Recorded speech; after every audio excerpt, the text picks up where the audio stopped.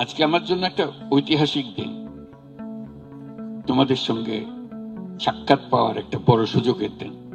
তোমরা এই বাংলাদেশকে আজকে যে পর্যায়ে নিয়ে গেছো, সেটা ঐতিহাসিক ঘটনা।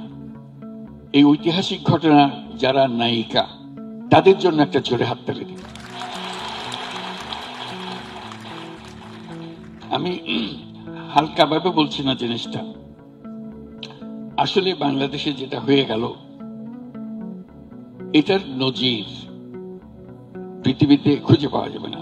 বহু অভ্যুত্থান হয়েছে, বহু রকমের হয়েছে, কিন্তু এইটা একেবারে সম্পূর্ণ ভিন্ন রকমের এবং তোমাদের নিজেদের হাতে গড়া একটা জিনিস।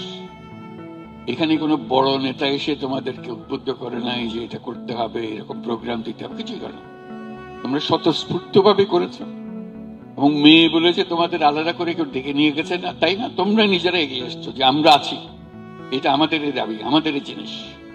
সেই জন্য আজকে যে বাংলাদেশের মেয়েরা, স্কুলের মেয়ে, কলেজের মেয়ে, বিশ্ববিদ্যালয়ের মেয়ে, চাকরিজীবী মেয়ে, যে যেখান থেকে বেরোছে, পরিবারের মেয়ে, সবাই এসে এটাতে যোগ দিয়েছে এবং সমানভাবে এগিয়ে এসছে।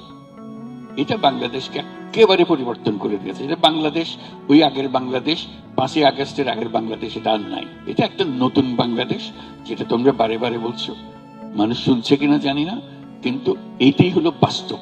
এই নতুন বাংলাদেশ আমরা গড়বই, এটা হলো আমাদের শপথ। তোমরা যারা রাস্তায় বেরিয়ে এসছিলে, তোমরা যারা প্রাণ দেওয়ার জন্য তৈরি হয়ে এসছিলে, কেউ প্রাণ দিয়েছে, কেউ আহত হয়েছে, যে আহত যে আছে, এখানে আছে না, আছে, দেখি একটু দাঁড়াও তো, তুমি একটু দাঁড়াও। তার কি গোস্বা, তার জন্য একটা জোরে হাততালি। আমরা সবাই তোমার পেছনে এবং তোমাদের সবার পেছনে আছে, এটা আমরা কখনো ভুলি না।